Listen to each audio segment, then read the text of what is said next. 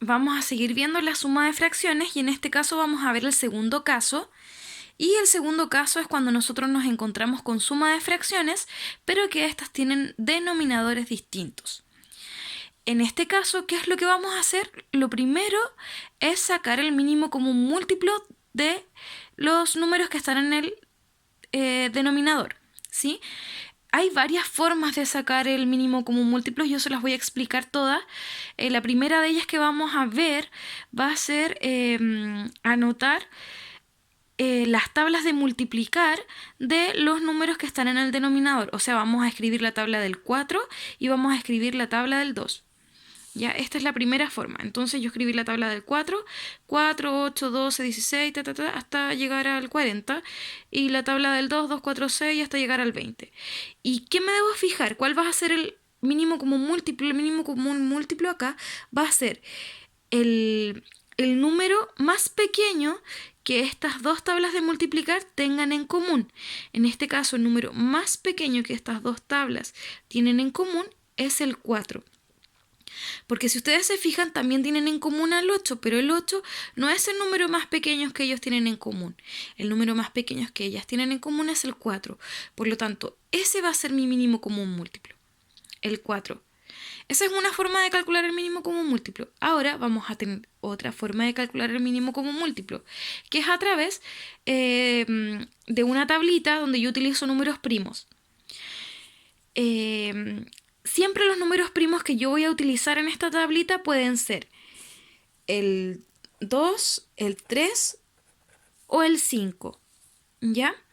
Todo va a depender de los números. Entonces, ¿qué es lo que yo voy a hacer? Voy a hacer la tablita, hago una tabla, escribo los números que están en el denominador acá y me fijo. ¿Con qué números puedo trabajar? ¿Con el 3 puedo trabajar? No, porque el 3 no contiene el 2 ni tampoco contiene el 4 en su tabla de multiplicar. Lo mismo pasa con el 5, pero sí puedo trabajar con el número 2, porque el 2 contiene al 2 y contiene al 4 en su tabla de multiplicar. Entonces, el número que voy a poner en este recuadro va a ser el número 2. Y voy a decir, 2 por cuánto me da 2, y yo voy a decir que es 1. 2 por cuánto me da 4 por 2. Y cada vez que yo terminé con un 1, yo voy a terminar mi operación. Entonces ahora me quedaría solamente trabajar con el número 2. Y voy a decir, el 2, ¿cuántas veces cabe en el 2? Cabe una vez y ahí lo termino. ¿Y qué es lo que voy a hacer ahora? Ahora lo que voy a hacer va a ser multiplicar a estos dos números. Voy a decir 2 por 2 es igual a 4. Y ese va a ser mi mínimo común múltiplo. ¿Se dan cuenta que es igual que el que está allá arriba? Por ejemplo, si yo quiero calcular el mínimo común múltiplo entre 5 y 10, ¿sí? Tengo tres opciones para elegir, que va a ser el 3, el 2 o el 5. Y bueno, el 3 no contiene el 10 ni el 5 en su tabla. Lo mismo pasa con el 2, por lo tanto voy a trabajar con el 5. Y me pregunto, ¿5 por cuánto me da 10? Y es 2. 5 por cuánto me da 5 es 1. Si me sale 1, termino de operar. Y ahora, sigo con este número que está acá abajo. Vuelvo a ver estos números que están acá. ¿Me sirve el 3? No, porque el 3 no contiene el 2 en su tabla. Tampoco me sirve el 5. Por lo tanto, el único que me sirve es el 2. Pongo el 2 y digo, 2 por cuánto me da 2? 2. Perdón, 1. Y ahí termino. ¿Y qué es el paso siguiente? Es decir, 5 por 2 y eso es igual a 10. Por lo tanto, ese va a ser mi mínimo común múltiplo. ¿Sí?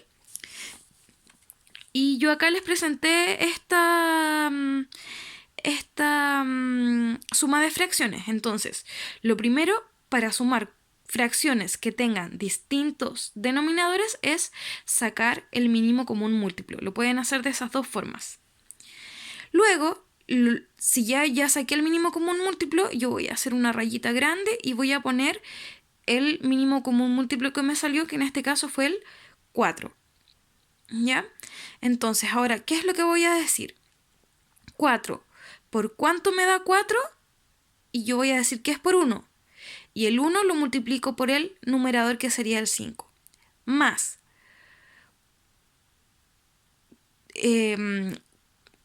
2 por cuánto me da 4. y eso es 2. Y el 2 lo voy a multiplicar por el 3 y me quedaría 2 por 3. Entonces en este caso me quedaría 1 por 5 más 2 por 3 es igual a 4. Ya acá yo les explico lo que deben hacer. El 4, ¿cuántas veces cabe en el 4? Una. Y el 1 lo multiplico por el 5, lo mismo que hice acá. El 4, ¿cuántas veces cabe en el 4? Cabe una. Y el 1 lo multiplico por el 5. El 4, ¿cuántas veces cabe en el 2? Cabe 2 veces y el 2 lo multiplico por el 3. ¿Sí?